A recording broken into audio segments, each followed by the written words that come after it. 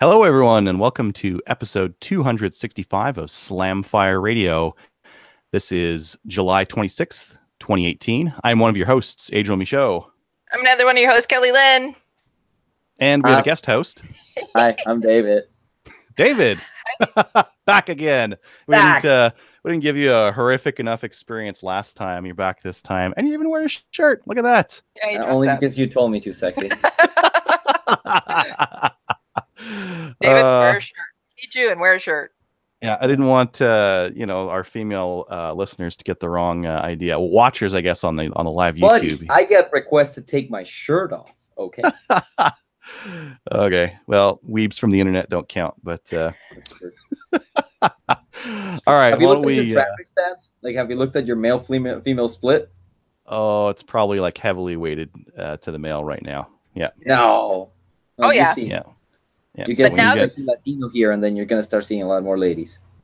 Well, I was just gonna say, now that you're on and semi-regularly, we're going to have more and more ladies on. I like the sound of that.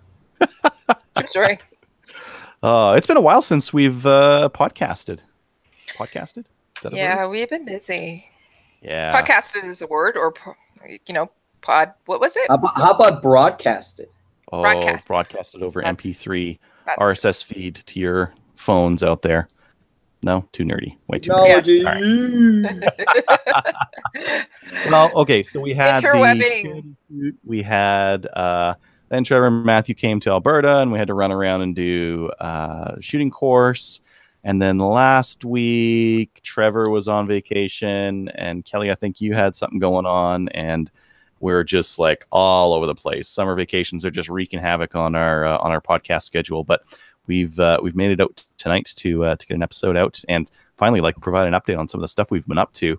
Yep. We were supposed to get a debrief audio of the Furlachi course, but my microphone was bugging out, and we were in a tiny little trailer, and the audio was not up to snuff for the show. So I could not get it to a point where it was nice to listen to.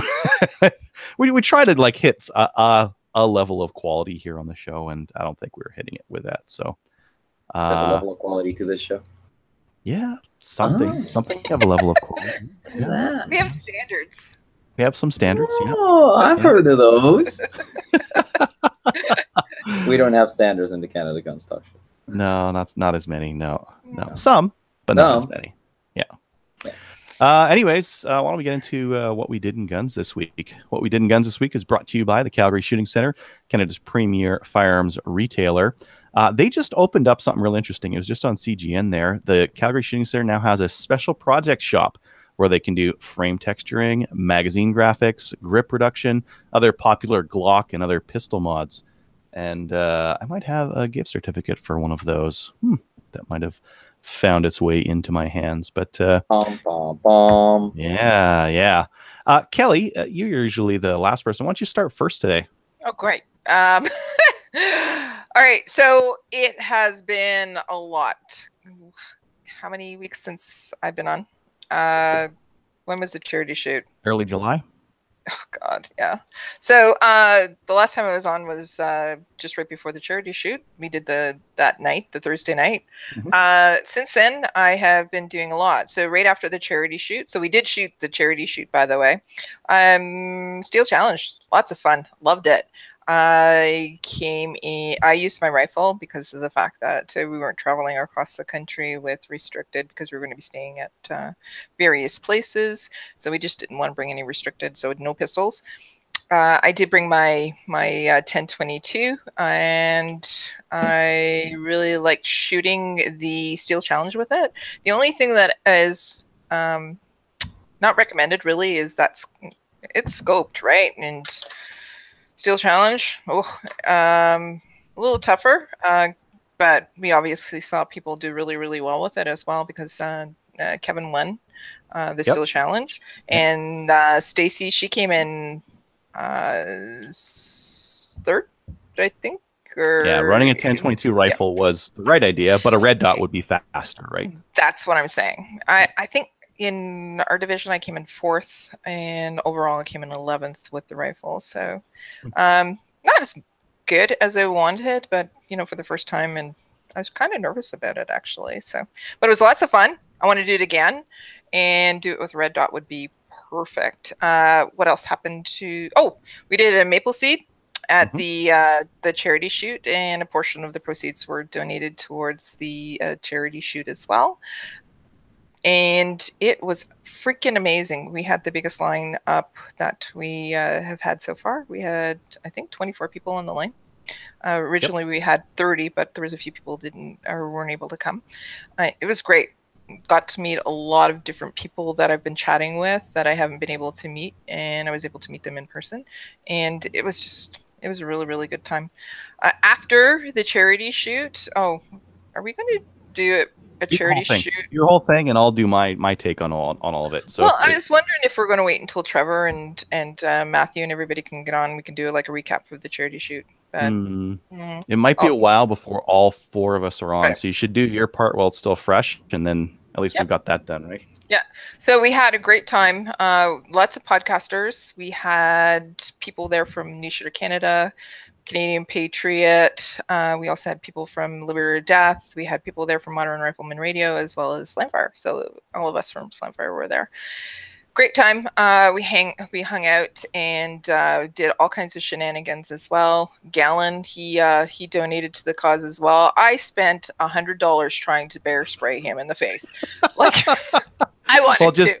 Just for our listeners who weren't following on Facebook, Gallon generously donated his face to the to raising money for charity, and you could pepper spray him with some bear spray if you won the was it like a raffle?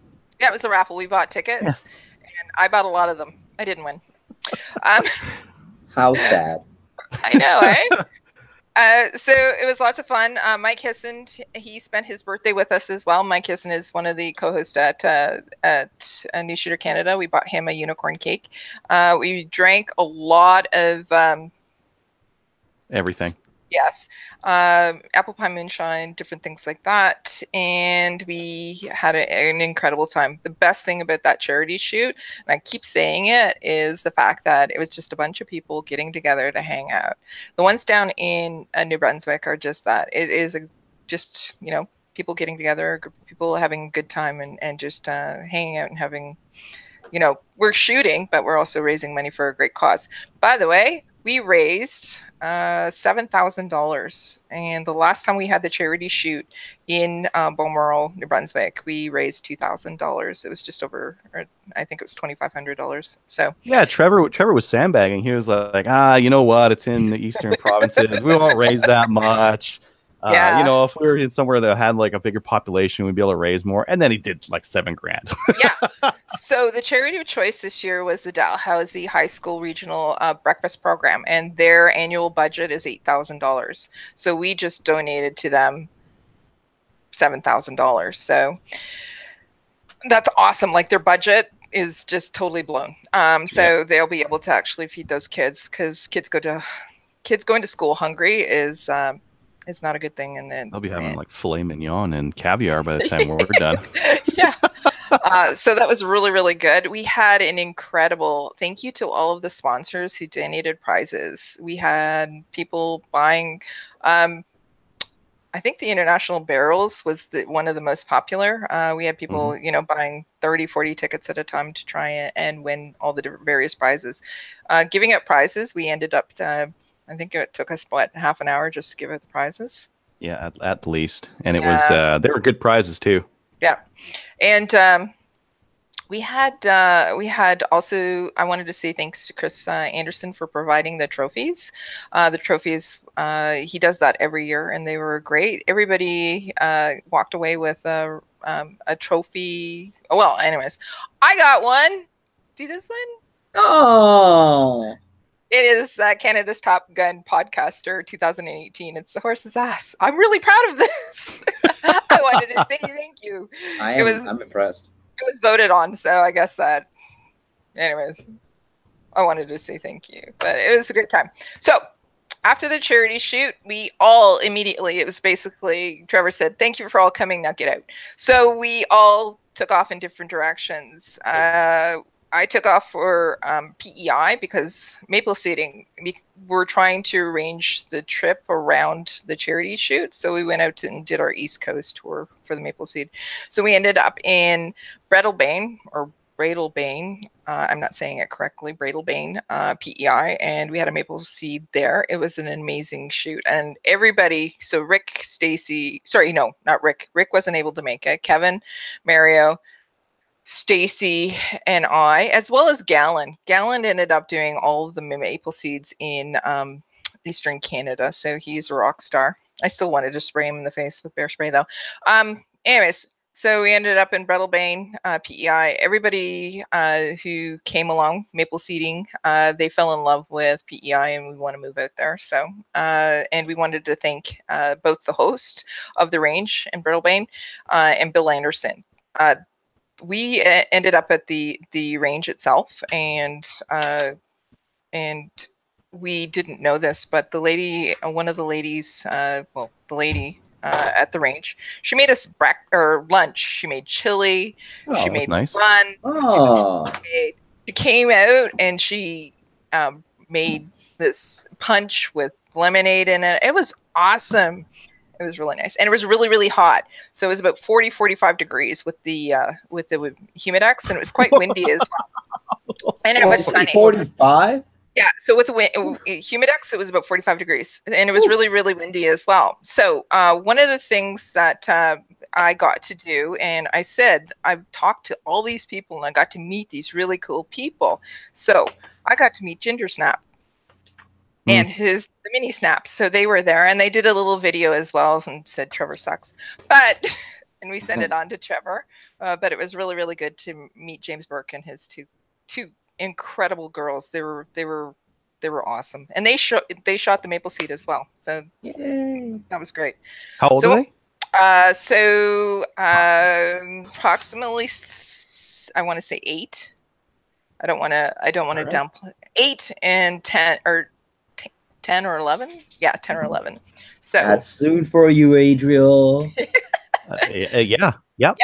And they did great, by the way. At one point, I think they were shooting better than James. Seriously. So it was awesome. After Breadalbane, we went out to, we got on the ferry and went over to Nova Scotia. Dartmouth, Nova Scotia is where our next event was. And I wanted to say thank you to Bradley Brown for setting us up and allowing us access to the range. Again, we had a lot of listeners that were on the line. Every time we go to a Maple Seed, there's listeners that are there, and had a great time there as well.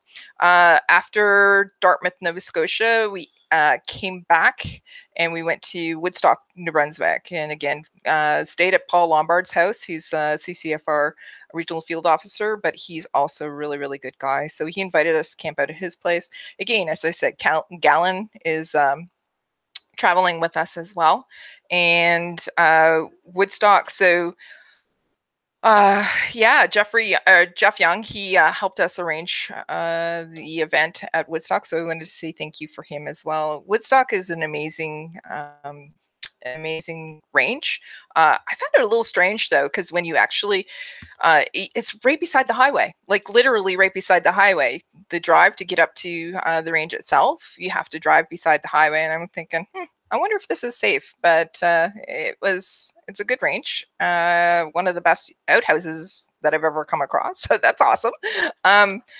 We had an opportunity. It was the Maple Seed itself was the highest ratio of kids that we've ever had. So there was 11 kids out of 15 participants.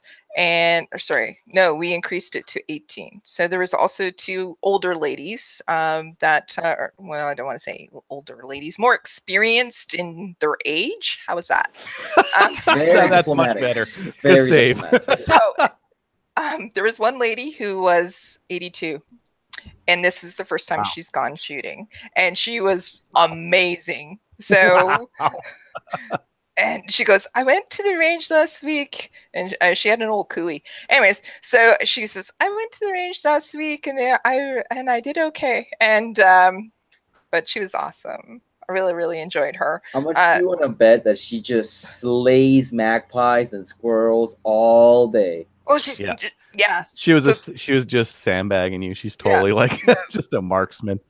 So yeah, we had two ladies. One was a doctor, who's a little, and again, she hasn't gone shooting, or she's shot. Her dad taught her how to shoot, but she was also shooting a rifle that her father gave to her, and her father died when she was 11. So that's the only instruction that she got. So, and was 60 years ago. So 11 kids. Of the 11 kids, they were all rock stars as well. We had a couple of the kids also obtained the rifleman patch as well. So it was awesome. Or a couple were really close too. So they were great. After Woodstock, we literally left the range, hopped in the car, and drove back to Kingston. After a week, we just wanted to get home and we were tired. But it was a really, really good trip. I really miss New Brunswick. That's where I'm originally from, kind of. I grew up all over the place, but so I was just telling Adriel before we started recording that I'd love to move back there if I can. After that, we actually went to the range, and I was able to get out and do some shooting myself because all of these maple seeds I don't get to shoot. So I went to the range and got to shoot my my CZ, and I love it. I also went to SFRC a couple of times. I picked up a new Timony trigger for my 1022, so that's going in. I haven't had a chance to put it in, but we're going to go and take the 1022 out and shoot it long distance this weekend at Corey Johnson's farm. We're going to be trying out for 300. So I'm going to drop the Timony trigger in because I had to actually, I have to work on my trigger because it's, the reset spring is totally toast on it. I noticed that at the charity shoot, and I apologized to Adriel because he was using my 1022 for that was really holding me back from beating Trevor's maple seed score. I think it was, you know, actually, that was all of it. Yeah, that's the only reason. Yeah. And congratulations to Adriel too, because he achieved his rifleman, but I'll let him talk about that. And so anyways, I got a new Timony trigger because you know what, it's on sale. So why not? I got it for actually a really, really good price. I won't tell you how much I got it for. So I'll try it out, drop it in, and see if I like it. And if not, then I'll. Anyways, I know my other trigger has some Volquartz and parts, but it's not fully like this is Timony, so we'll see what happens. Yep. I also, so SFRC, I took a drive out because I wanted to say thank you for being sponsors. So I gave them a couple of these really, really nice shirts, right? And, but they're also got this thing that's going on. So I bought tickets for this deactivated, I don't know, what is it? It's like a, I don't know, bazooka. It's not really bazooka. What the heck is it? RPG. Yeah, it's an RPG. Anyways, why is it deactivated? Those are not considered anything. So it's, I don't know. But anyways, so if I win it, because it was buy a sticker for $20, right? 25, whatever. And then if you win it, I'm going to put it right here. And every time I record the show. I got my grandpa's deer rifle up over there. It's RPG. Or just right over the headboard in your bed. Okay. Yeah. Yeah. Yeah, we'll put it there. Right. Anyway, no. So I bought tickets for that. What else? That's a lot of stuff I've been doing. But we are going next week. I'm going to start the long drive. Going to go west to Alberta, Saskatchewan, Manitoba. So we finalized plans for that. How to go to the trailer and do all kinds of stuff with that, just to stock it up. And yeah, I'm working on the calendar. The calendar is going to be awesome this year. So, but kind of like, I don't sleep anyways, but I'm now at the point where maybe it's heat exhaustion, mental, I don't know. But 4 o'clock in the morning is my regular bedtime now. So I said that aloud, didn't I? Anyways. Yeah. That's it. Cool. I'm going shooting this weekend. Yay! Yeah. All right. Adriel, what about you? Yeah. Adriel, what about you? Let's see here. I bought a 795. I think I mentioned that before. Came in. Yay! 795. It's like every other 795 out there, except I've set this one up for maple seed almost. Yeah. There's still a couple things I'm missing. I've got a 4x6 scope on here. It's got like really nice eye relief on it. It's a super old Tasco. This is actually a scope that used to be on my dad's hunting rifle, and Fixed It's scopes really are nice. great. Yeah, it's fine. Yep. I have removed the front and rear sight. I've never removed a rear sight off one of these before. It's actually pretty easy. It's just a dovetail right there. So yeah, Punch it those out. are good.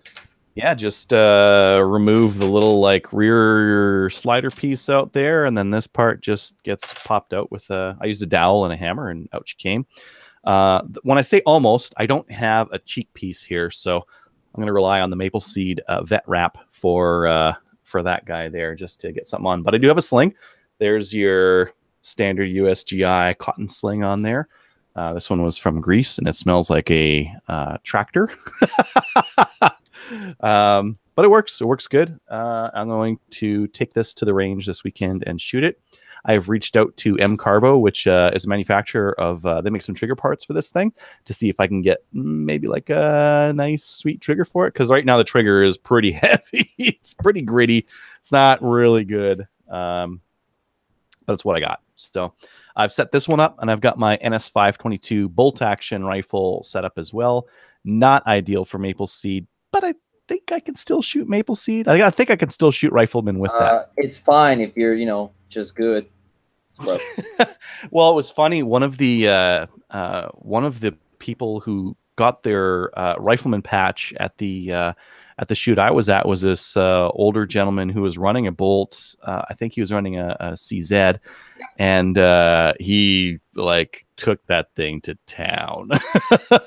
You could tell it wasn't his first time shooting. I would imagine he's a silhouette or similar shooter, because he's definitely in practice with his 22 rifle. Yeah. He was quite understated, wasn't he? Yes. Yeah. Both him and his wife were excellent shots. Yeah. They both achieved it, and they were just, beasts on the line. Just quiet, safe, just like, oh no. I would look at everyone's targets. I'm like, I think I'm doing pretty good. And then I get to theirs. I'm like, oh man, I'm not good enough. Yes, you are. I got room to improve here. Let's see.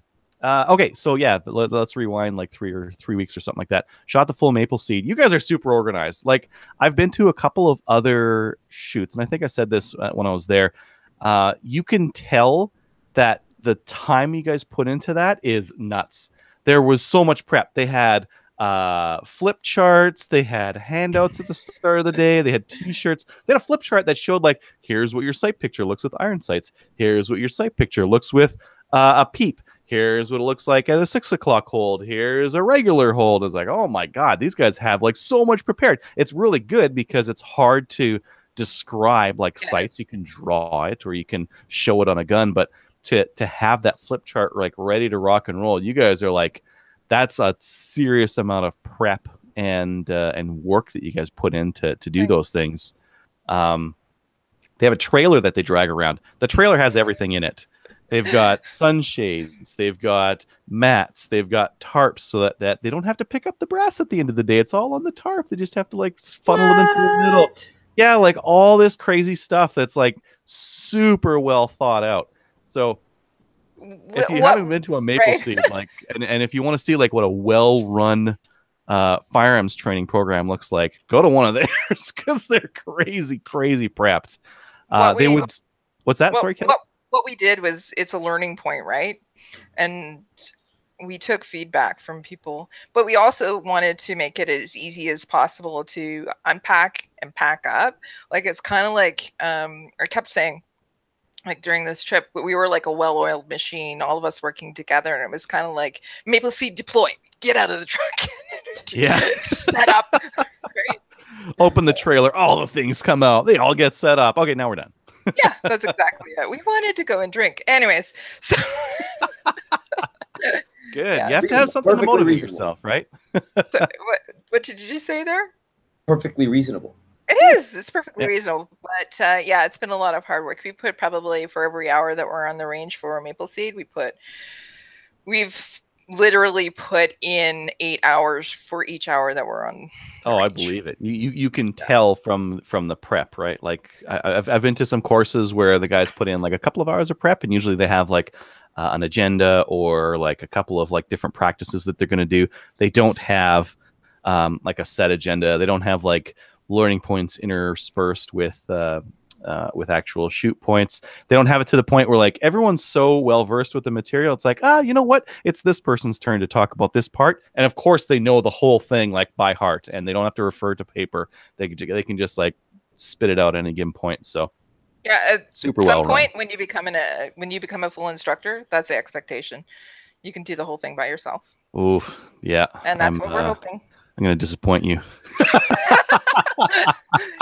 You'll be fine. Yeah. There's a joke to be made, but I don't think your listeners are supposed to do yeah. Anyways, Maple Seed was really good. I'm glad you liked it. I am going to be taking a Maple Seed August 8th here at Chaz, and I'm going to be taking my boy. So he's 10. He's going to come out to shoot that. He may be shooting that 795 or maybe not. I've been like trying to practice some of the different positions with him, and he's okay prone. Standing, it's a little bit heavy to be holding up. So why don't you spend like $700 making one of those carbon fiber barrel 1022s that weigh like 4 pounds?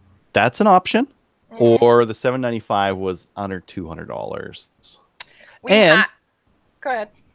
So the idea here is I'm going to get him going on some of this stuff, and eventually I'd like him to shoot 3-gun with me using modified 22, right? So 795 takes these mags, and these hold 25 rounds, and the 1022 doesn't. So that's a big advantage for 3-gun at least.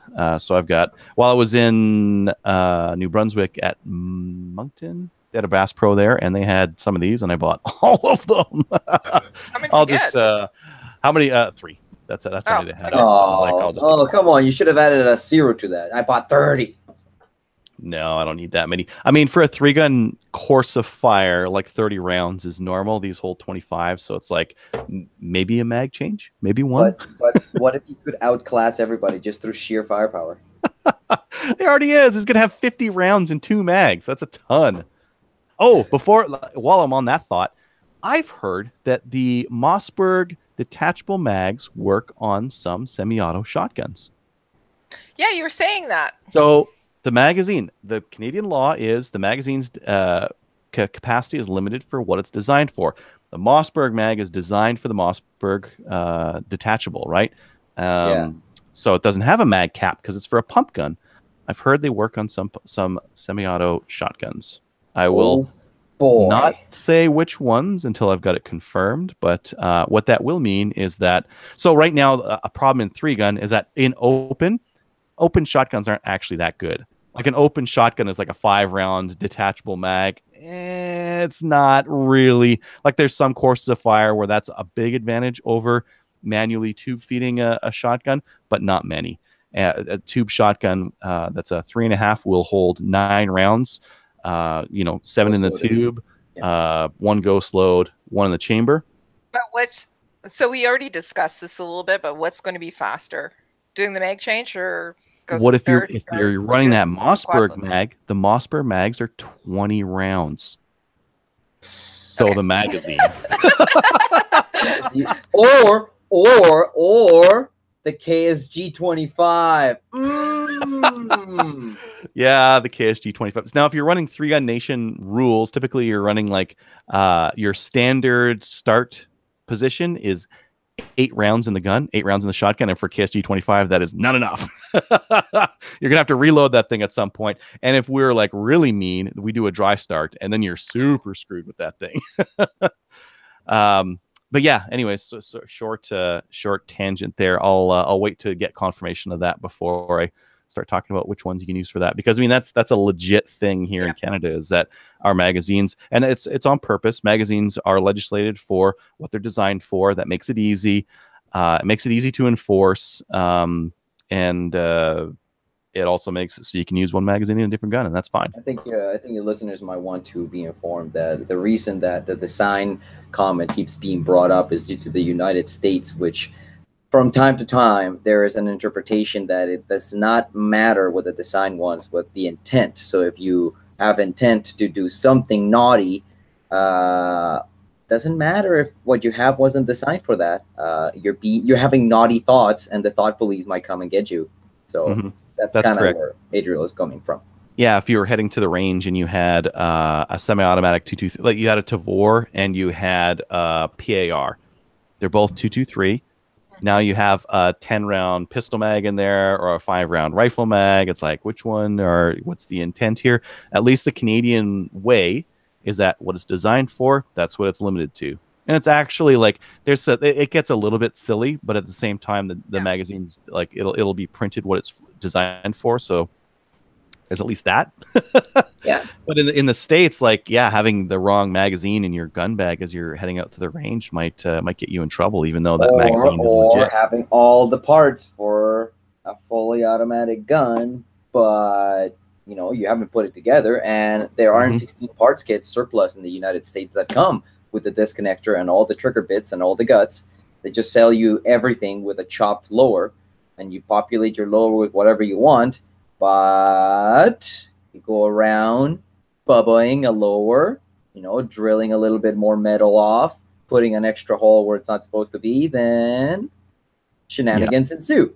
Yeah, exactly. Where were we when we went off on this tangent here? You were talking about the fact that that you're going to give us an update on whether that mag works or not.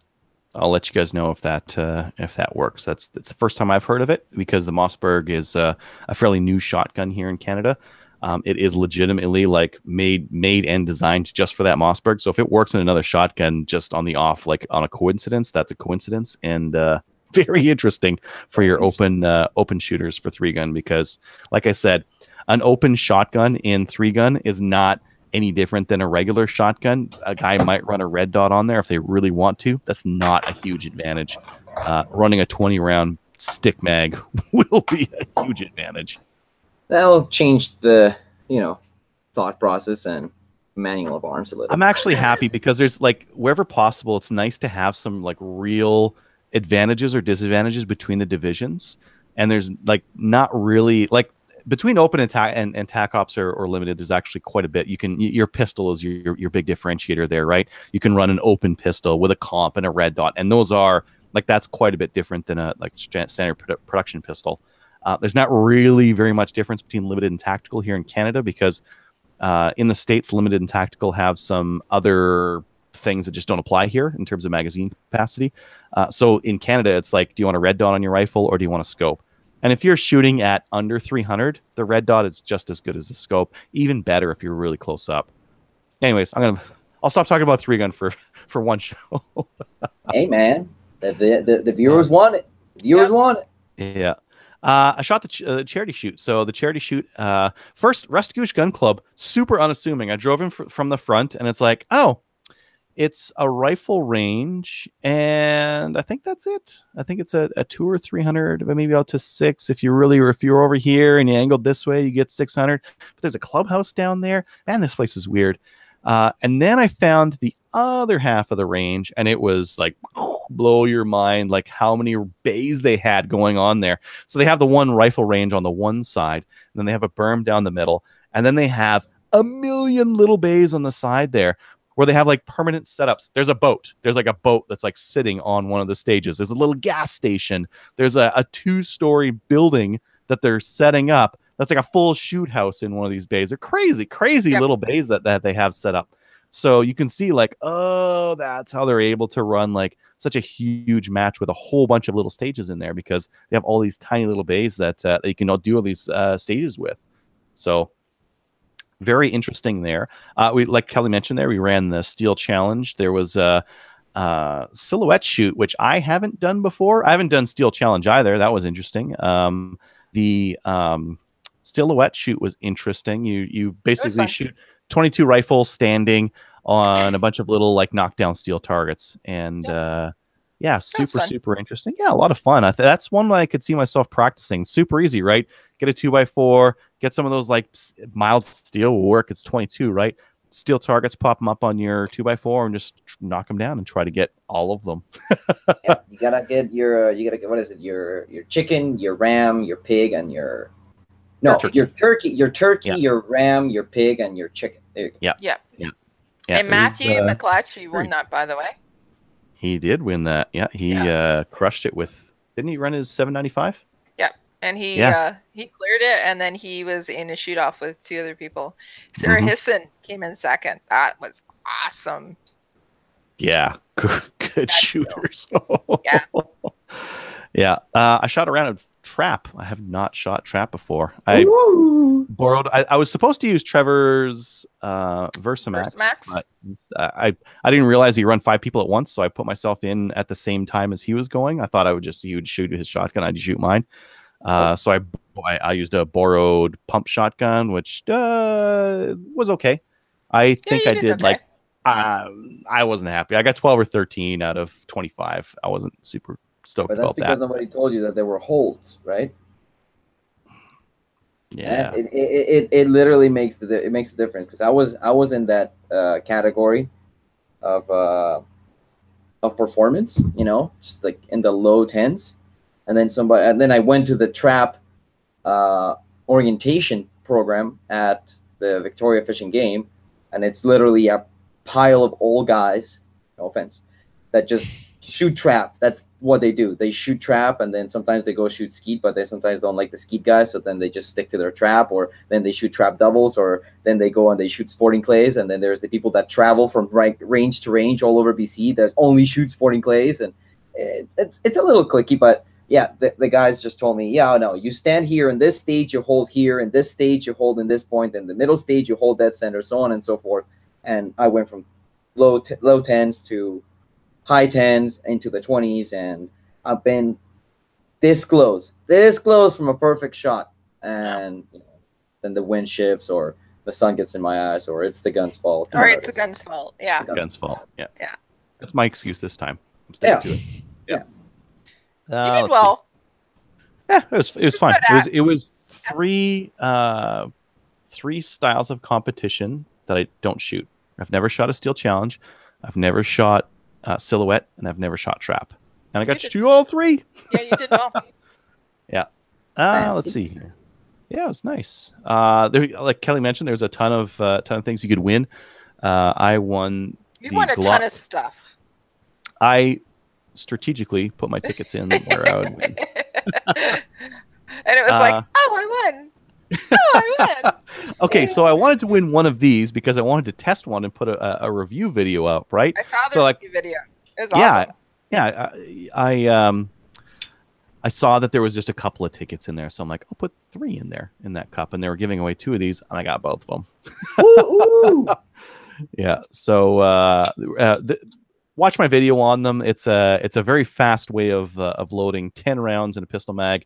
Just rip them all in there. So I got 2 of these. Super cool. I got mag graphics and Glock stippling from the Calgary Shooting Center. Yep. Thank you, Jeff. Yeah. Trevor's trying to twist my rubber arm to get the Glock stippling off of me. And let's see.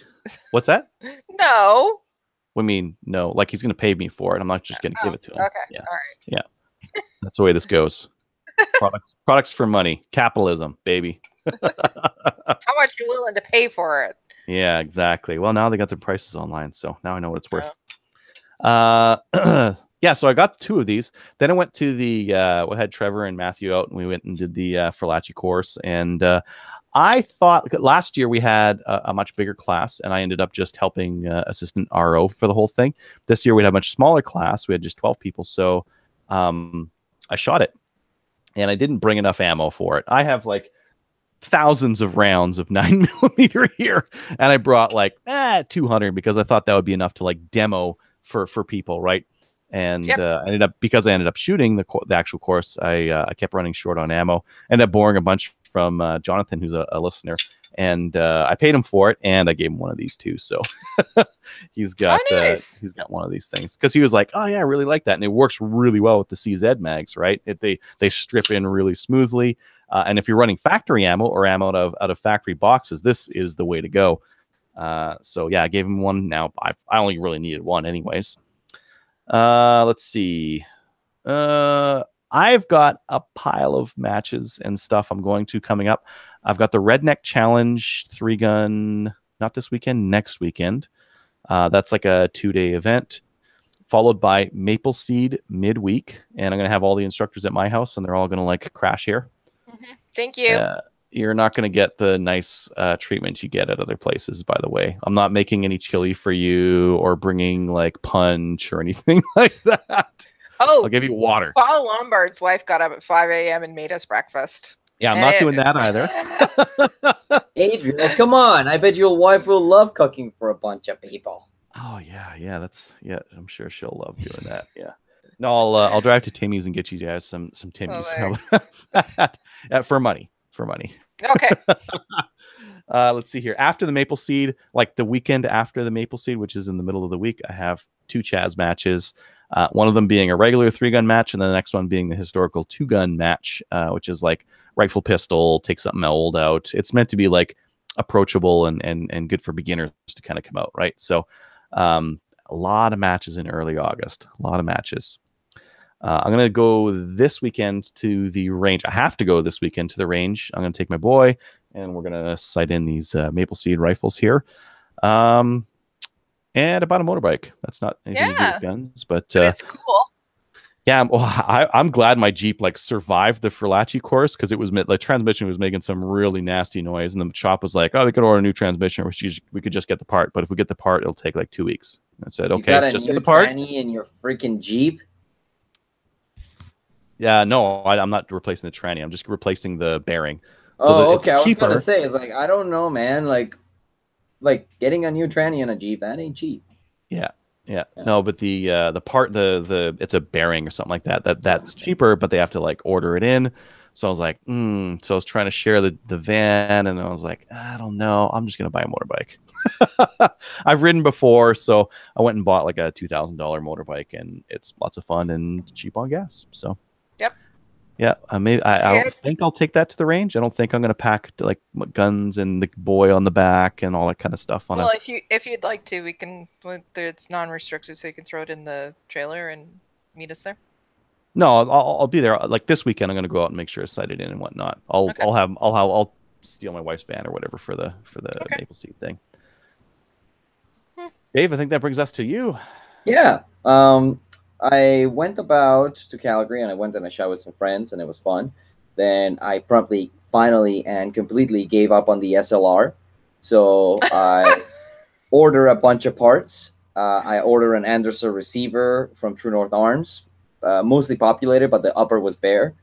I told him to take the stock off and to take the trigger and the safety off, because I was just going to replace that and give me credit for it. So they took like $70 off it. So that was nice. Then I took some of the SLR parts that I was planning on using on that build, and I used them on this AR build. So I used the brake, the gas block pin, the bolt carrier, the charging handle, and the optic that I had gotten for the SLR, and I used that on my build. And then I picked up the barrel and handguard and carbine blank gas tube from the Red Deer Shooting Center, because they had a sale on one of their Mega Arms 10.5-inch government profile barrels. And it was a good situation, because I was actually in Calgary and driving to Edmonton to see my sister. So I just stopped in Red Deer and promptly spent an hour trying to get out of Red Deer, but it was worth it. And I got all the parts, and then I decided to see what it would look like. And Adriel, can you lock onto me? You bet I can. And I was like, oh, I wonder what this is going to look like. And so that's what it's going to look like, folks. This is Gunstruction.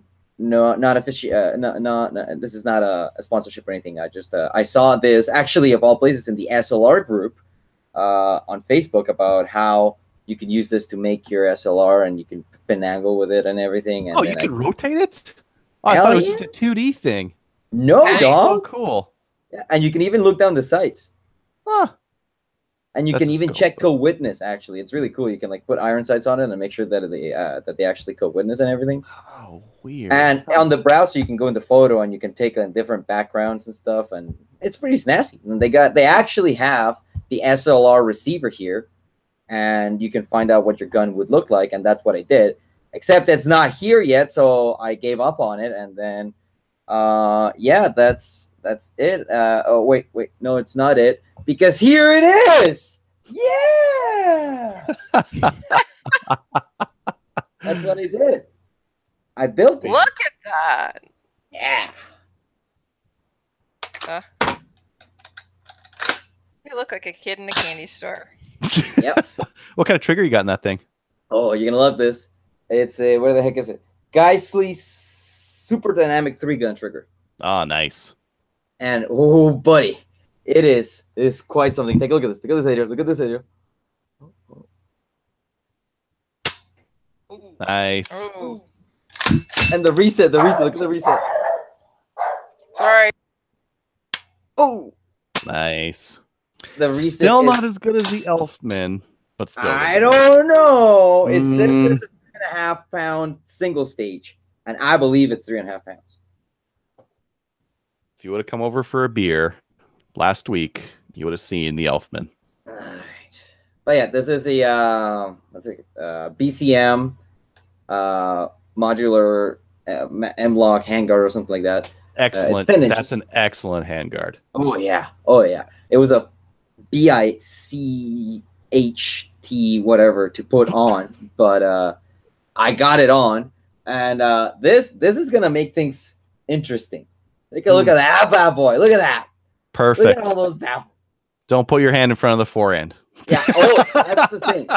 That's the thing. I actually went into the Calgary Shooting Center to test out what would be the ideal length, and I had this with a fixed Magpul carbine stock that had an additional recoil pad to give it like an extra inch of length of pull, and it was still not long enough for me to shoulder it and lock the arm. So if I for some reason wanted to reach a little forward, that's no good. But with the A2 stock, I can lock it perfectly. Nice. Yeah. So it's gonna be nice. Are you going to get a stop or anything like that on there, or just go with that? I think I'll just go with that. Yeah. Or, oh, actually, hold on a second. Where is it? Maybe there's an AFG. I can just use this. Oh, yeah. There we go. That little guy. Yeah, my purple, what was this called? The Pimp Purple. Purple. Nice. Foregrip. That was part of a very old, very silly project where I turned one of those 8.5-inch Grizzlies into the Pimp Cane, I called it. It was fully Duracoated in bright purple, and it had this bad boy there. And it was atrocious, but somebody actually bought it, and they didn't even bat an eye when I said, like, so you gonna change it? And it's like, no, it's fine. I was like, oh, okay. I mean, I made it as a joke, and a funny story is my buddy and I were Duracoating, because this is Duracoat.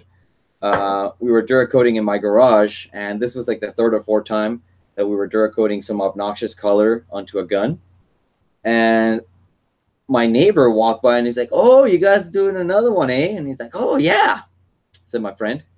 Then my neighbor goes, so how come you guys always paint them such happy colors? Happy. And I gotta be honest, I had a bit of a foreign moment, and I just said, oh, it's because we're such happy guys. It's only looking back that I realized what he was hinting at. But hey, it applies. It works. Hey, it works. It works. And then this is the last, and I think very last project that I'm going to do, because I don't think I can top this. I mean, I can't possibly think of another project that I can improve on in terms of Duracoat. What the viewers are seeing and the listeners are not is I have an A2 stock that is Duracoated like the Canadian flag. Mm-hmm. And it turned out good because my buddy's got a stencil printer, so we printed out those maple leaves in the perfect shape and peeled them off and put them there.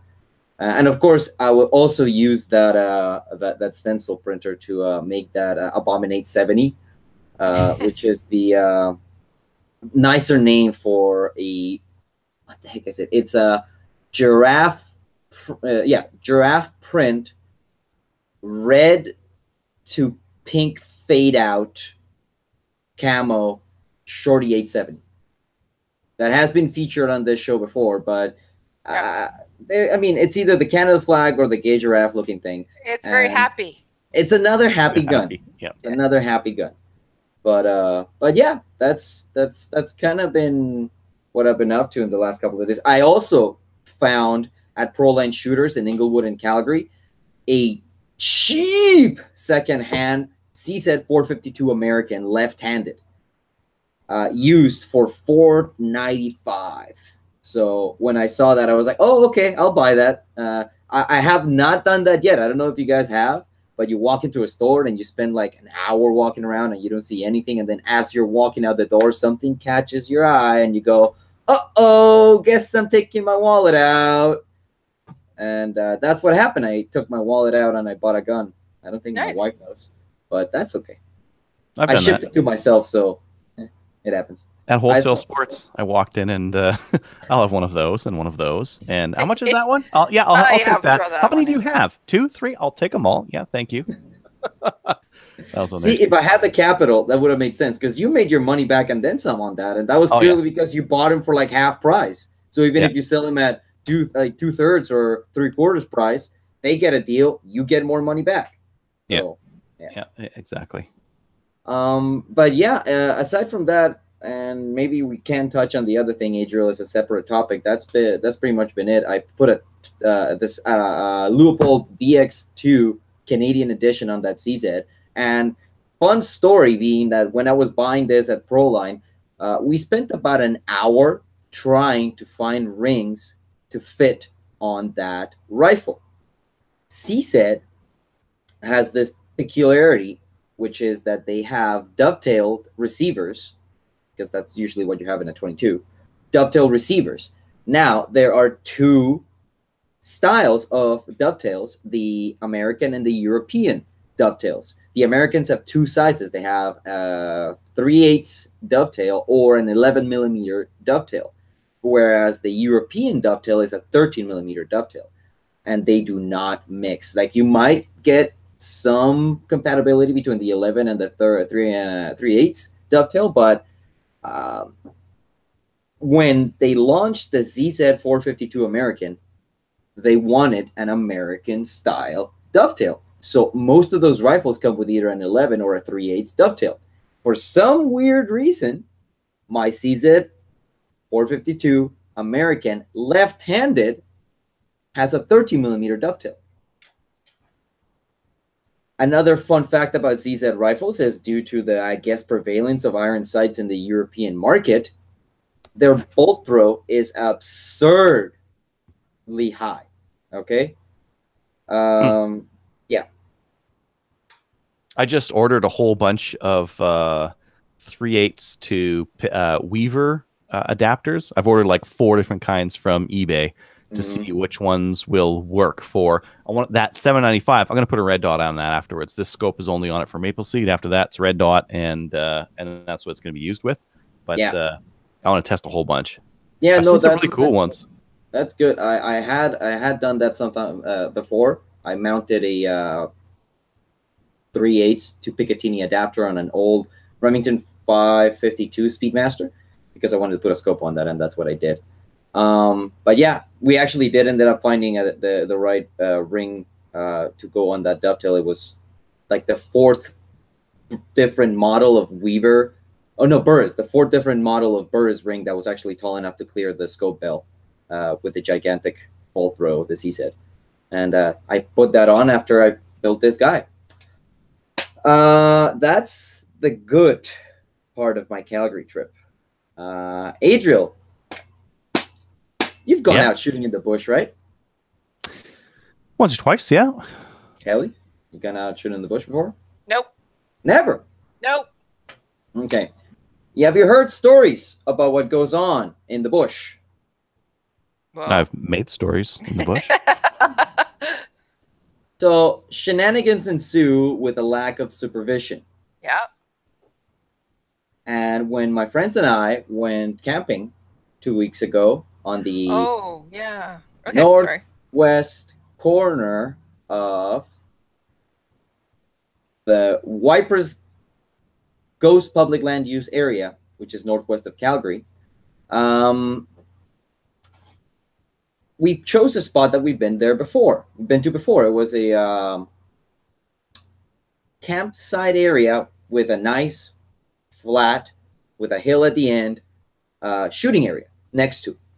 And we figured we're camping here so that we can shoot, put away the guns, light the fire, and enjoy the evening.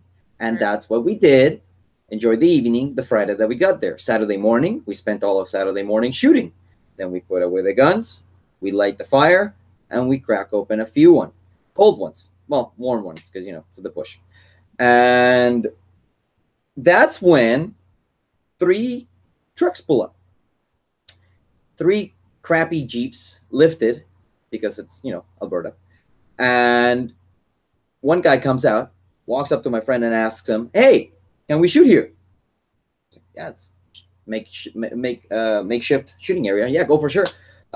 Just be safe. Point the guns at the hill, and everything is good," said my friend. And the guy said, "Cool."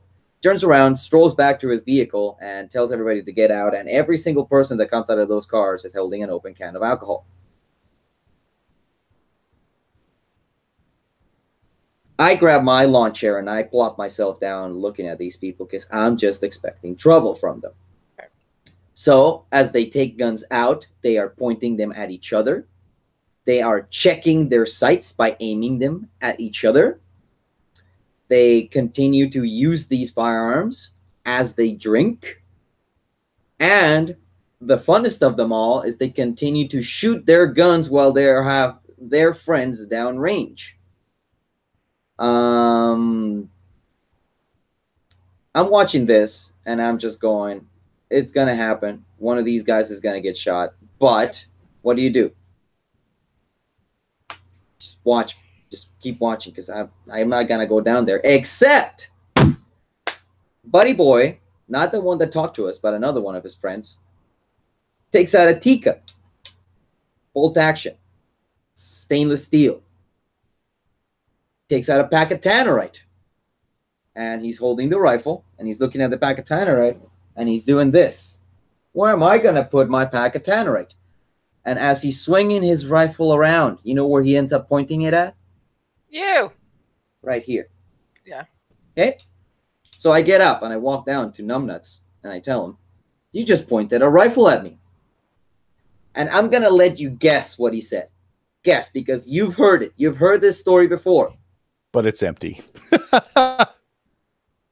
The bolt is back and the magazine is out, bud. Not okay. No. So he goes, "Oh, sorry." Like, yeah. And so I turned around and I told everybody, the guns stay pointed down range. I don't care if you point your guns at each other. The guns stay pointed down range. Got it? Got it? Got it? Made eye contact with everybody. Got it? And they go, "Okay, yeah, sorry." So this is like 12 people, and they all do the thing that you do when somebody tells you to stop being moronic, which is look down at your feet and kick the dirt. Except Buddy Boy, who drank and talked to us at the beginning. The guy that walked up to us asked us if it was okay to shoot. He had continued to drink, and at this point, he was the drunkest of them all. And I guess his ego took a hit when I told them to be safe and stop pointing guns at us. And he got really angry at me. And he got up and walked up to me and started yelling at me, started throwing all the cuss words that are associated with backwoods Alberta. Everybody knows what I'm talking about. One of my favorite ones that he said is, I'm not going to say anything. One of the favorite things that he said to us was that we must be, derogative homophobic slur because we drive sedans. He said, "What, are you driving your girlfriend's cars or something?" The only thing that I told him was, keep the guns pointed down range. And he made an interesting point. I'm surprised he managed to, have the mental capacity to say something like this. "Well, why'd you guys camp next to a range? What, are you stupid? People are going to shoot here." And I said, "We camped here because we were shooting before we started drinking." And I walked away. Mic drop. And he continued to yell. He continued to be upset. He continued to give us the finger, wave at us, all the fun things as he was still there. They kept shooting for only a little bit. They set off the Tannerite, which, by the way, it's now illegal. Fun fact, if you have Tannerite, you are not allowed to detonate it in public land anymore in the province of Alberta, subject to a change in the bylaws, I believe, after the May long weekend. You are now only allowed to shoot Tannerite in private property. With that legal aside, they packed up. And as they were packing up, Buddy Boy, that was the drunkest and angriest, told his woman, girlfriend, whatever, to get out of his vehicle because, of course, he was about to go driving drunk. So he gets into his car, crappy lifted Jeep Wrangler XJ model, I think. And he drives up to us in his car, loaded, and he says, "Don't worry, boys, we'll be back tonight. You'll see us again tonight. You'll be good. You'll see us again tonight." And we chalked that up to the usual idiotic drunk rednecks thing. Except this was around 2 at 10 o'clock on that Saturday night 2 weeks ago. They came back. And the 2 trucks, both Jeeps, both Wranglers, both lifted with big tires. One of them parked about 75 meters away, facing the road. So that maybe a quick bit of a vehicle. I don't know. We're speculating here. Or maybe they were just keeping an eye out. The other truck, drunk boy truck, drove towards our site and parked about 20, 25 meters away with the headlights pointed at our camp. And out of it came out drunk boy, holding his rifle.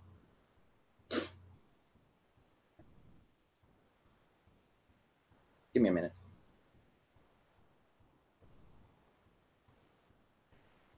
And he starts yelling, "Where are you at, buddy? Where are you at, Safari Hat? Where are you?"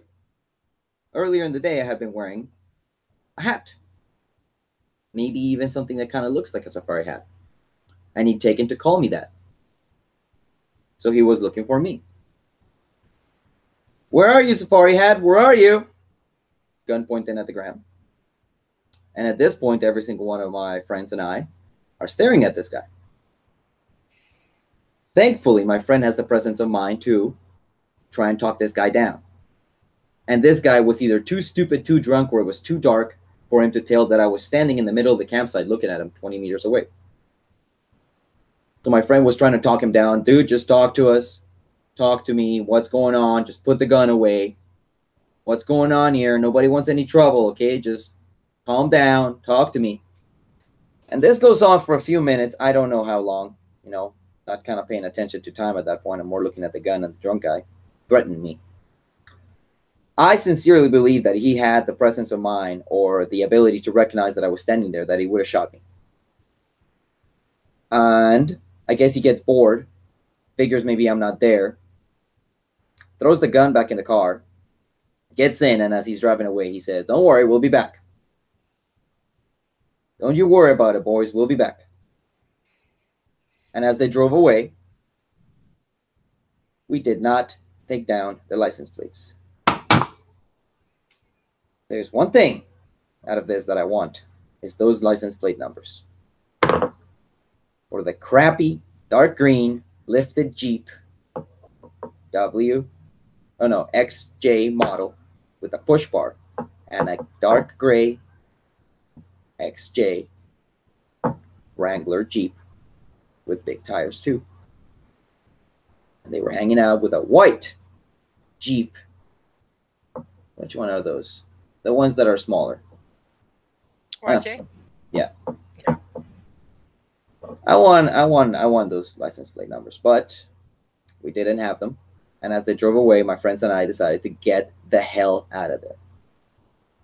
In the scramble, we found out that one of our cars actually had a drained battery. So fun times.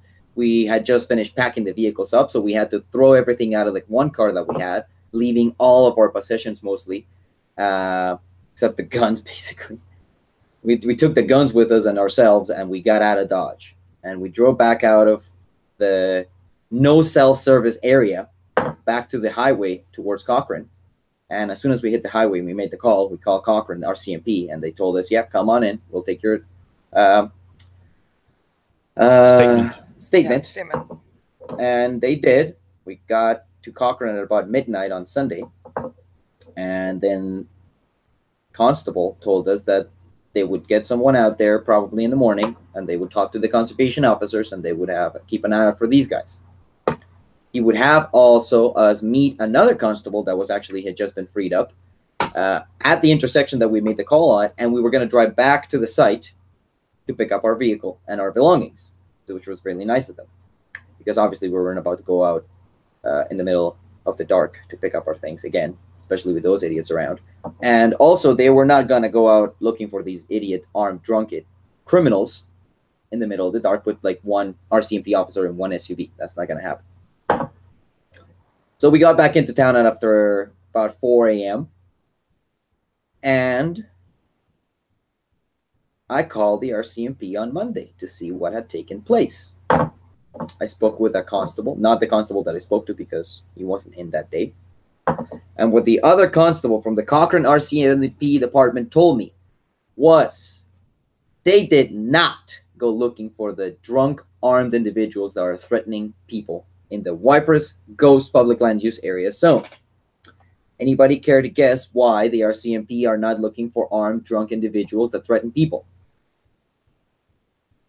You're muted, Adriel. Too busy giving speeding tickets. They were too busy. That's right.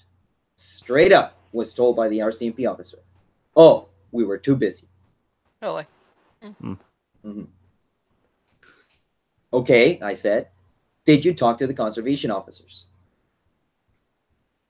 Oh, I don't know, she said.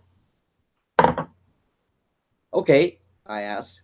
Do you have a contact with the conservation officers that I could maybe call? Oh, we just have our switchboard do that for us. I don't know the number. You can Google it. So I did. It took me 3 days to get in contact with the conservation officers from Alberta Parks because the first time that I called, I was given the phone number of a campground in Sundre. And then, after I called again, I was put through to the Kananaskis Emergency Dispatch Center, where I was given a phone number on the wall that they had on their shop that just said conservation officer phone number. They didn't even know who this person was. But it was a conservation officer. And I gotta be honest, this is the only helpful person that I've talked to. Yeah. This conservation officer out of the Glenmore Wipers region office, district office, first of all, confirmed that they had in fact been contacted by the RCMP at 12 o'clock on Sunday morning when we were giving our statements. But that then an hour later, the RCMP had told them that they were going to handle the situation. And that was the last the conservation officers had heard of our situation. After I explained a little bit what had happened to us, the conservation officer became extremely interested. And he asked of me my full statement and all the facts of the situation. And I was told by this conservation officer that he would see personally that this information was passed around to every single conservation officer in the area and in the Bragg Creek area. So they're going to look for these guys in both areas because those areas are frequented by that kind of folk. And that is the only person that did their job. Yeah. I contacted the media. CTV News Calgary told me that there was no story and hung up on me. And CBC attempted to contact me a couple of times and we talked. But since I couldn't come in on an interview because I'm in Victoria now, I guess the story died. I haven't heard from them in a couple of days. And I have attempted to contact the Cochrane RCMP detachment and speak to the constable that I spoke to on Sunday morning, who is the person in charge of my file. And it has now been over 2 weeks, and I have yet to hear from the RCMP.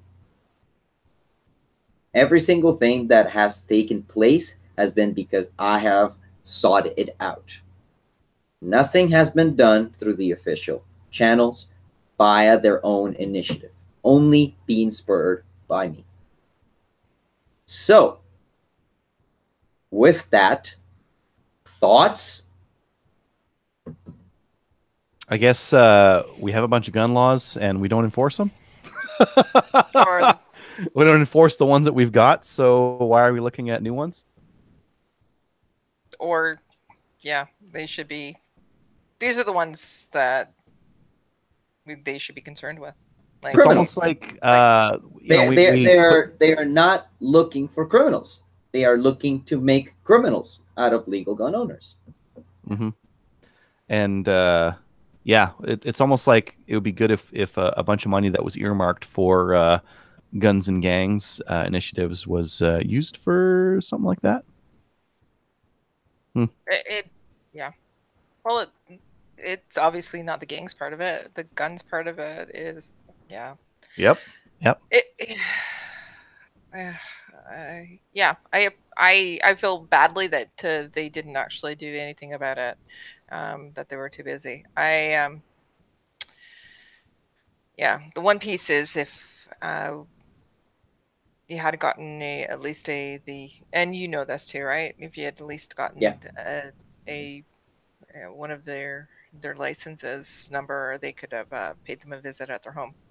Basically, that's you doing the investigation work for them. But anyways, but at least there would have been some at least resolution there.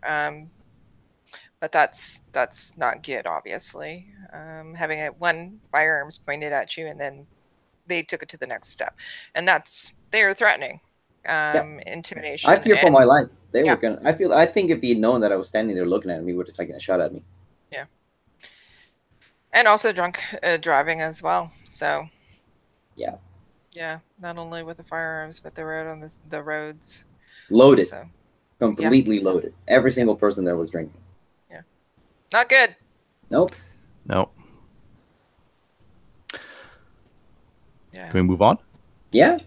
All right, let's go to the next thing. Upcoming events. Let's see here. We've got some 3-gun stuff coming up. Let's see here. BC Redneck 3-Gun Championship. Yeah, I'm gonna make it through this one and still be married after doing all these different shoots coming up. That one's in Prince George, August 4th and 5th. It's coming up pretty quick here, and this is one of the bigger 3-gun matches in the country. The other one being Prairie Fire, which was just a week or two ago here. Right. We should have someone on to talk about that. Yeah. Next, after that, the PFI Canada Vancouver Island 3-Gun Nation match will be on August 4th. There'll be a DSS match on August 4th. That'll be also in BC. BTSA will be having their Civic Holiday 3-Gun 2018 shoot on August 6th at the BTSA. Chaz 3-Gun will be running a 3-gun match on the 11th and a 2-gun historical shoot on the 12th. Lakeland 3-Gun will be running a match on August 18th, and I think that's about it for August. So, quite a few matches coming up here. Yep. Do you have anything new on Maple Seed? Yeah, well, we've released all the dates for out west, except for one more. We're going to be doing one more in BC, I believe. So stay tuned for that. But right now, most of the events are either sold out or we still have a couple of spots. Saskatoon Rifle Club, Rifle and Revolver Club, we're going to be there on August 10th. We have a couple of spots on the line. Edson Fish and Game Club as well, so a little bit northern Alberta. We have 3 spots left, and also Winnipeg Revolver and Pistol Club. We're going to be there on August 11th, and we have 1 spot left on the line. And the final one where we still have spots, it's only 3 spots left though, is Regina Wildlife Federation. It's going to be on August 17th. We have 3 spots there. So if you want to sign up for any of these events, all you have to do is go to the Project Maple Seed website, which is mapleseedrifleman.com. Go there, go down to the either the bottom of it or to the events tab, and it has links there. So you can sign up.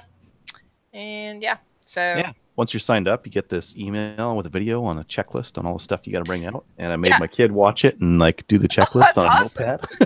Perfect. Yeah. Yeah, part of this is like read the emails and please watch the videos if you don't want to read the emails, because all this if information. If it was just me going, I would read nothing on principle, but because my kid's going, I'm like making him read them all. Okay. Do it. Yeah.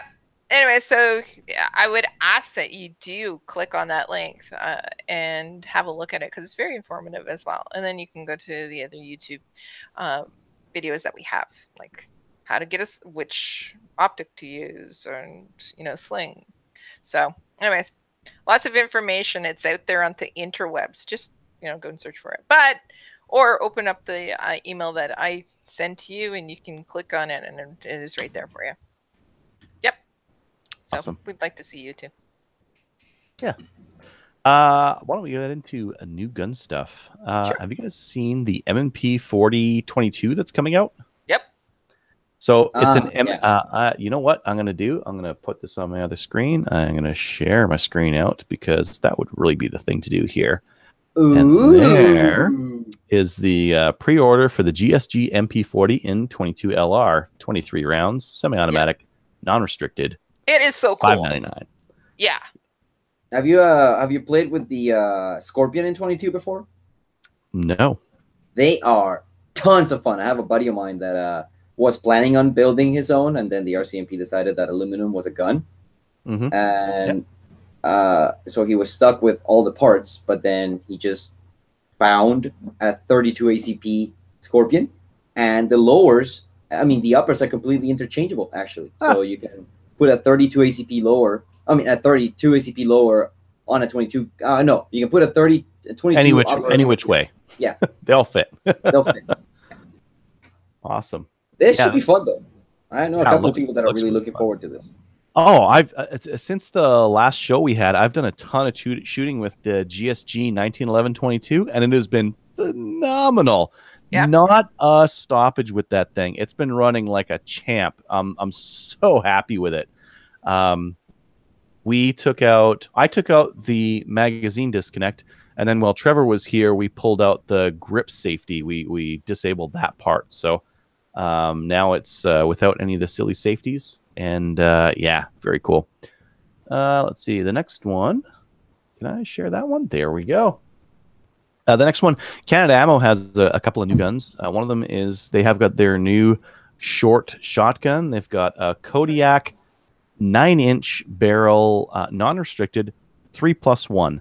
So this shotgun comes with a mod choke barrel, $379, and yeah, super short shotgun. So this is like a quad gun kind of a thing, right? With a mod choke, this is actually a little bit more usable, right? So you could use this for grouse and that kind of thing. Maybe. One thing that I do want to point out is the shift from Canada Ammo from Chinese guns to Turkish guns, and I really want to know what the deal was, because they were just getting only Chinese guns, and then I think the price differential happened. So China is no longer like the cheapest. Yep. And Turkish is actually cheaper for shotguns. So. Yep. Guess so. I like the picture with the guy though, with that you're displaying. He has the shotgun, and then he has the little scooter. Pretty lighthearted, right? I'm liking the lighthearted approach that some of the places are taking. If you ever take a look at the descriptions on the items for True North Arms, some of the times their descriptions are really funny. And and this kind of thing is this game, same kind of thing. Some guy with a scooter. Yeah, exactly. But yeah, they've got those things now. The next one is Bullseye London. They're having a clearance sale. And let's get, come on. How do I get, where is the Bullseye? There it is. There's the Bullseye sale that's coming up here. So they have FN 509s for $5.99 with 4 mags, which is pretty good. And then they have this guy. Woo! Glock 34s for $650. Oh! Now, these are Gen 3s, but these are brand new Glocks. That's a crazy markdown on those things. Damn. No wonder my 17L hasn't sold. Yeah, well, yeah, the Glock prices are coming down. Well, at least the 17Ls are nobody sells those, and correct. The only ones that do sell them, they're like $1,100. So, hey, man, if anybody wants a Glock 17L Gen 2 for like $700, ask Edgar where I am. Yeah. The next one here, I'm just trying to get the photo of it. Spectre Ballistics started doing mag extensions. There it is. They've got a mag extension for the LAR 15s, and you can weight them, and they're cheap. So there have been other mag extensions 3D printed on the market, but they're around $25 a pop. These are 12, and you can stuff a bunch of weight in them because they're actually hollow in the middle here. So he was using epoxy a couple of nuts in there and call it a day, or some shot.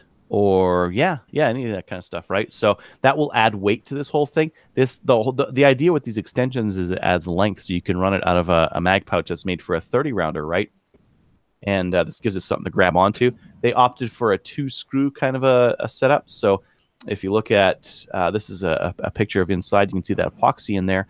You put a couple of nuts in there, and then you put these screws, and that's what's holding on to the actual magazine.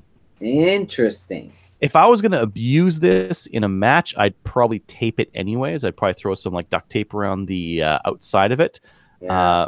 But very interesting. You leave the floor plate on with this style. So floor plate stays on the gun.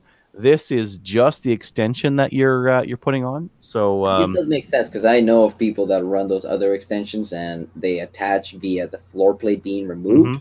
And if for some reason the extension fails, you get a nice little shower of bullets. Yeah, bullets fly everywhere. Yeah. This is very cool. I like that it's open from the top, so you can choose to put not so much weight or lots of weight in that extension and have it like fly out. Basically, you press the mag release button and that magazine's gone.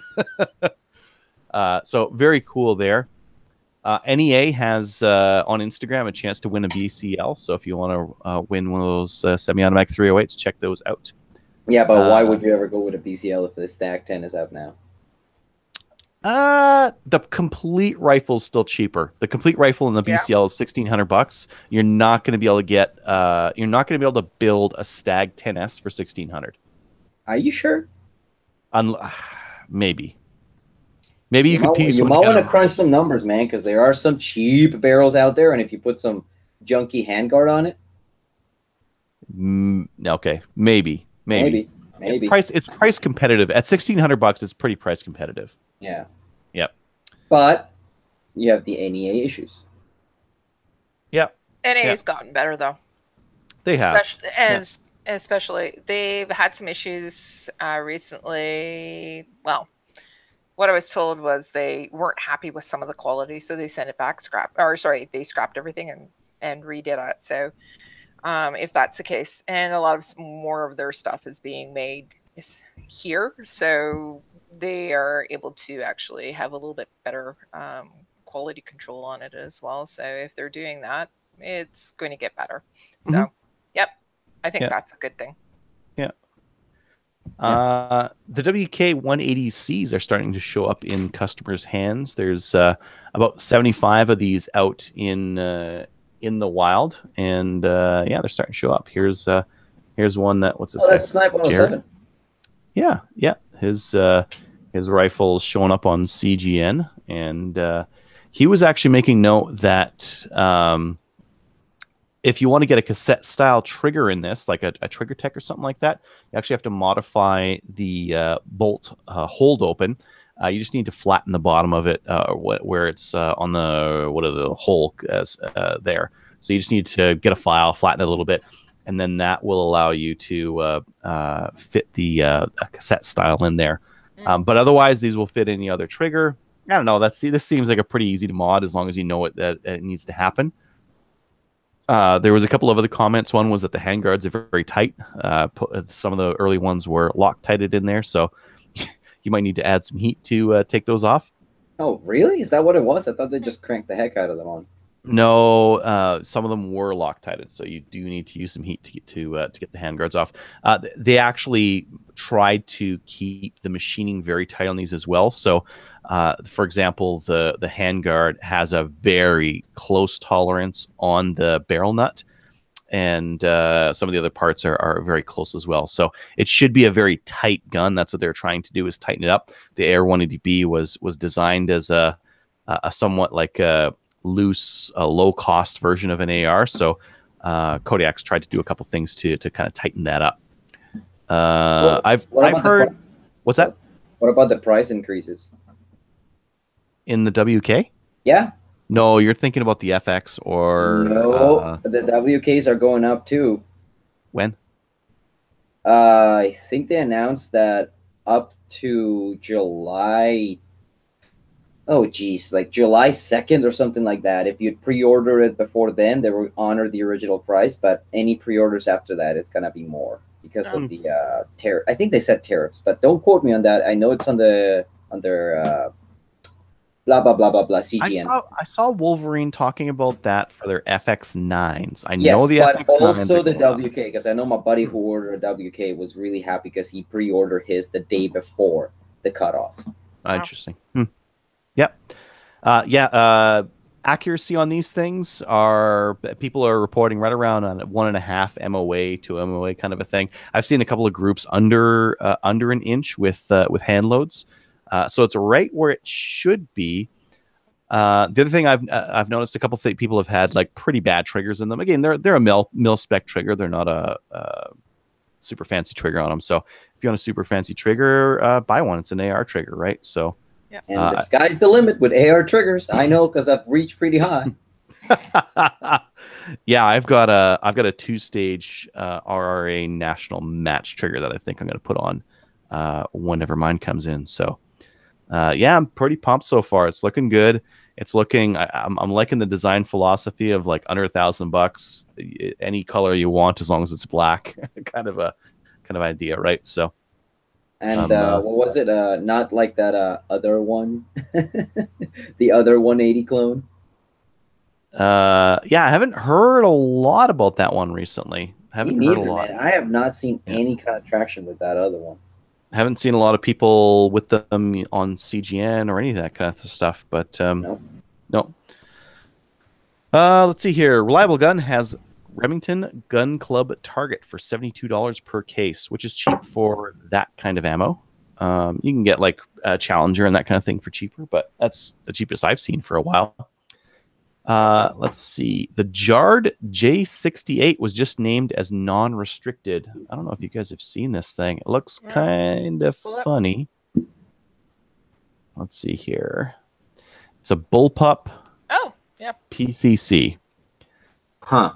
I don't know if I really like the looks. Wait, is that out of China or Turkey? I don't know where Jard is. I don't think it's China. They say it's got a good trigger on it, and that doesn't seem very Chinese to me. Not wrong there. It's not attractive at all, is it? No, it's not an attractive looking gun, but it is a bullpup PCC, and we don't really have many of those. I guess you can get the Tavor. The X95 comes in 9mm, and it costs quite a bit more than this. Yep. So I guess it's got that going for it. It takes Glock mags, which you can run 10 rounders, and Glock mags are everywhere. So it's got that going for it. The look is kind of blocky, more blocky than a Glock. Yes, it is more blocky. Mm-hmm. It is just. It looks like weird. Somebody stuck a mag and a grip on a shelving unit. Yeah, that's exactly what it looks like. Yeah, but so it uses Glock mags, which is good. Ambi, because it's bottom eject. So even though it's a bullpup, it ejects down the bottom. So good for lefties or righties. Yay! But the looks are not there. That's an interesting mag release. You guys see the mag release just in front of the mag there? Is that like a little trigger, like an AK one? No, it's almost like a little trigger that you kind of pull. Yeah, see, that's not good. No, wait, no, that's not an AK look. That's almost like the old school first gen Tavor ones. Yeah, super interesting. Yeah. Let's see here. So that's new. That just got announced here, and then that GSG MP40 that we mentioned before. So yeah, very interesting stuff. Friends don't let their friends shoot ugly guns, though. Just saying. I have little cares about how ugly my gun is. I care more about like performance and like, does it do the thing I want it to do? Right. Yeah. So maybe it's really like I would really be interested to shoot one and see how it is to shoot, because it's bullpup, but it's not like the magazine's like way back. It might be okay because it's not as far back. Maybe it's a little bit easier to see and use that magazine there. Very interesting. Okay. Do we have enough time to talk about our main topic today, or should we just move on? We're about an hour and a half. There's more developments on it, so I think from an outside perspective, you might want to just condense everything once you know the facts. Yeah. Yeah, we're talking about the shooting in Toronto and then the response on it. The right response now, on it. People are still putting out fires, metaphorically. So. Correct. Yeah. So we're going to be We've had a great discussion, or actually great story about from Dave there. So maybe we can look at it and add some people from Toronto as well and see how it's going to impact them. Yeah, and let's That look might be to a do good that idea. for next week. Yeah. So far the response has been poor. Like Yes. if we're going to talk about anything right now, it would be there's a shooting in Toronto. It was illegal. The guy couldn't legally own a gun. He had one. He shot a couple of more than a couple of people, 16 people. Yeah. Two fatally, and the city of Toronto's response was to call to ban the purchase of handguns, which and the sale wouldn't have of stopped ammunition this for person. handguns. Yeah. So I guess Wouldn't- they're gonna ban 50 BMG and down.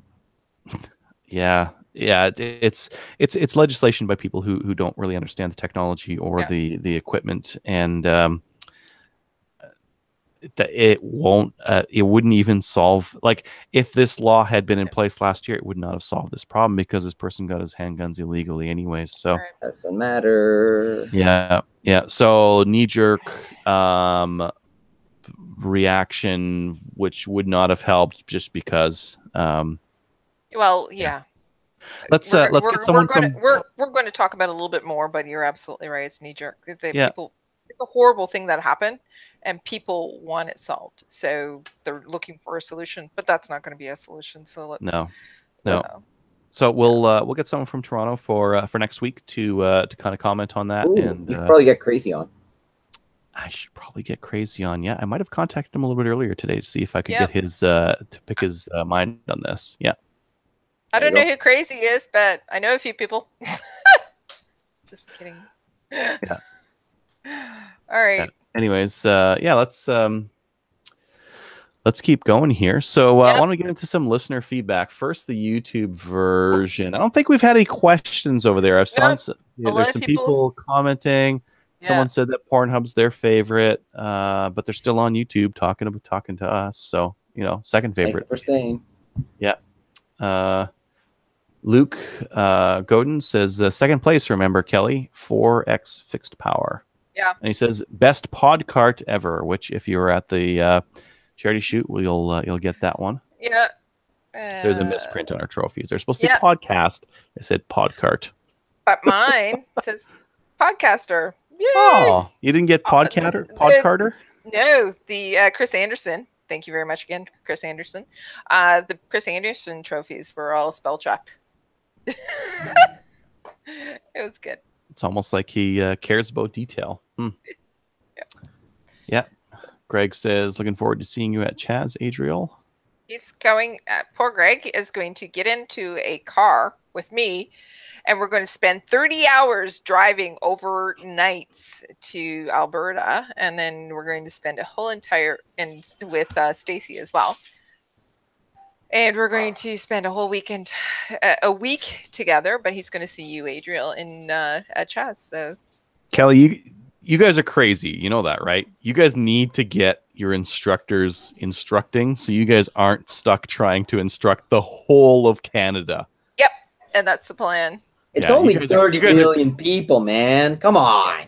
So that's the plan. We like doing this, but the reality is we can't keep this up. So we're gonna get some instructors fully instructed. I think we've said this in the past, but like you guys put a crazy amount of quality into your courses. You need other people doing it as well. You can't be just doing it yourselves. That's crazy. It's so much work.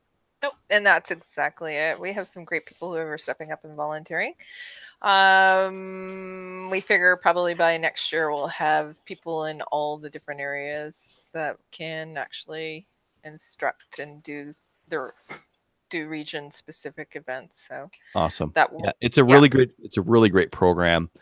Super approachable. I think it's we need one of those things. We need everyone saying like, if someone shows up on Reddit and they're like, hey, I'm going to buy a new gun, it should be like, okay, here's what you need to know. And you need to take a maple seed. Yeah. I can add that to my list if you want. Have you seen my list, Kelly? No. Can you show here? Anytime someone's on Reddit, they get this copy paste list from Krover. If they're new and they're like, hey, what gun should I buy? Or I'm brand new, I just got my PAL. They get a list from the Krover. that says, That's here's what you should look at. I think you recommend like the Savage Mark II as like a good beginner rifle kind of a thing. Yeah, you'll see. It's coming right up in 3, 2, 1. Bam. That's your list? That's the list. Wow. That's quite the list. It's a complete and comprehensive list of what it's going to be like to own guns in Canada. Hunt pterodactyls. I love it. That's your advanced users there. That's after you get going and you have your AR built. Right. Yeah. Well, the AR build is right at the bottom. See, start AR build, give up on life and spending money on anything else ever. Where's shooting 3-gun in there? That comes after hunting pterodactyls. Mm. You need have at least taking you a need pistol at course? least no. It's a well-known secret, and I'm going to spoil it. You need at least 3 pterodactyl carcasses to be admitted into a 3-gun event. See, 3 pterodactyl, 3-gun makes sense. Yeah. Yes. Yeah.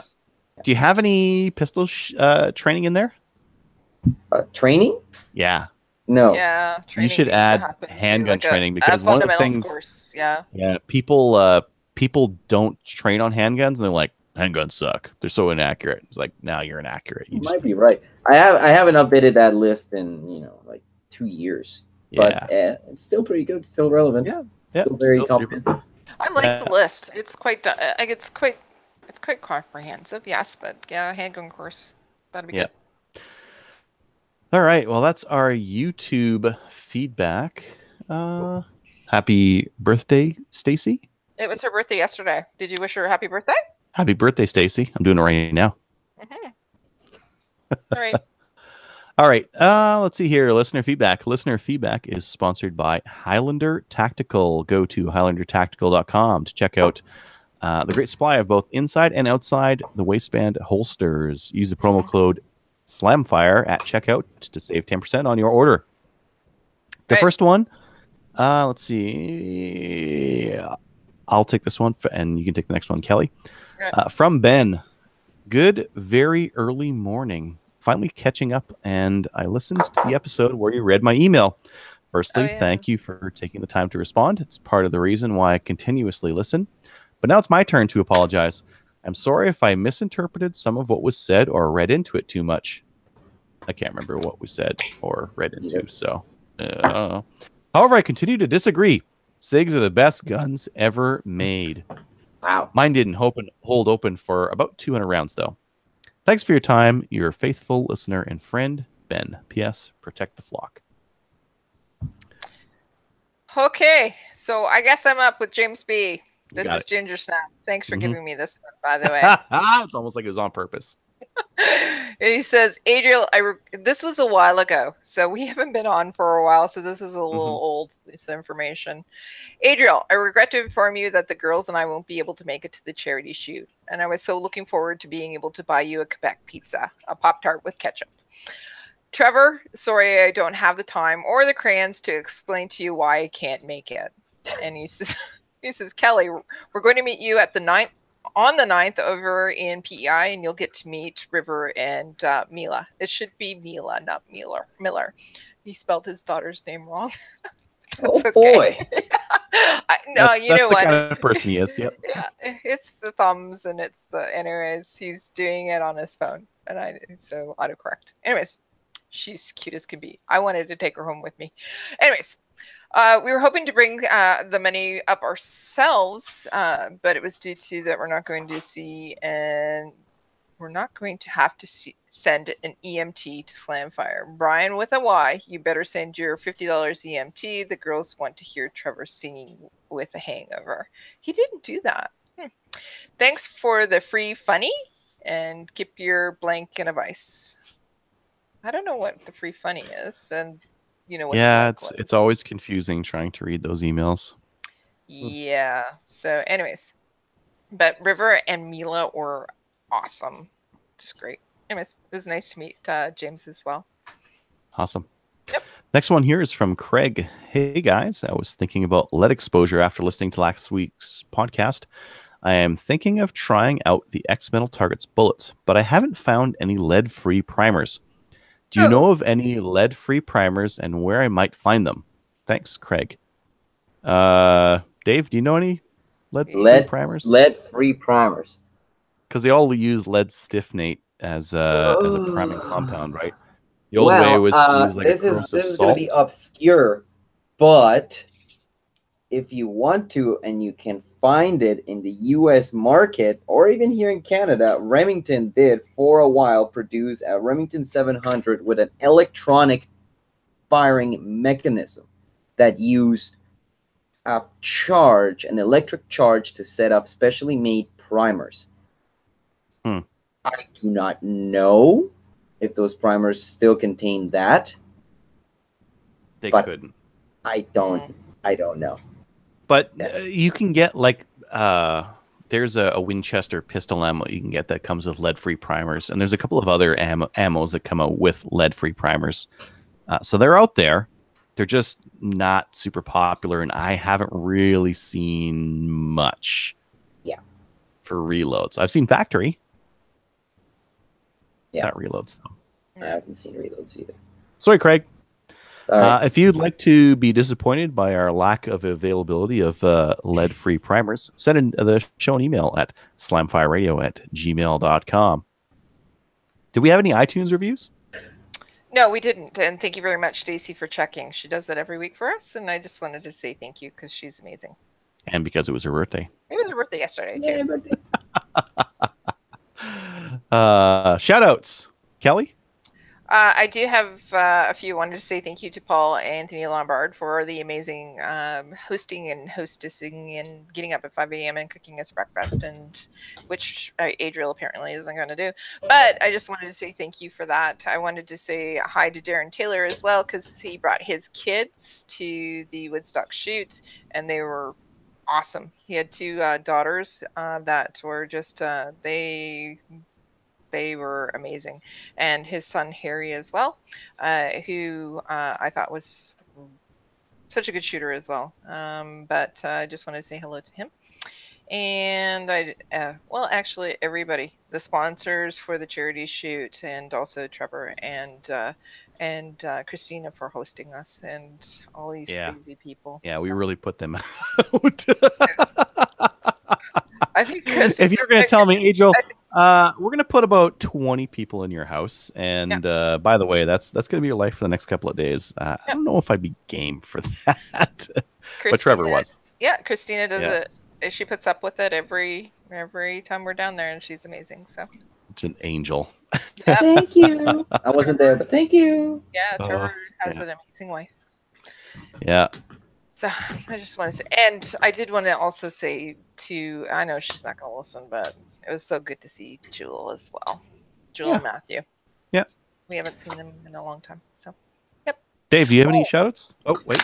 Yeah, and one more. Dave Kratky for being my, he carried around my mags all the time for the still shoot. So he said he was my bitch, but that was what he said, not what I said. Dave Kratky.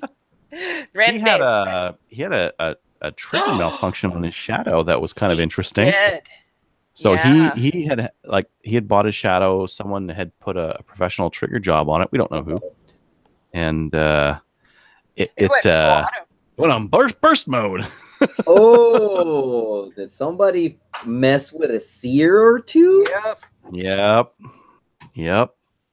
That's fun. So he had to go. Here's the really funny part. His backup reliable gun was a 1911. So he ditched the CZ and had to go to a 1911. Yeah, it doesn't seem like the right backup gun, but it was his, and it worked. I don't want to sound too much, but 2 World Wars. 2 World Wars. Yeah. Let's see here. Sorry, Dave. Shoutouts? Undisputed champion. Sorry. The internet is leaking.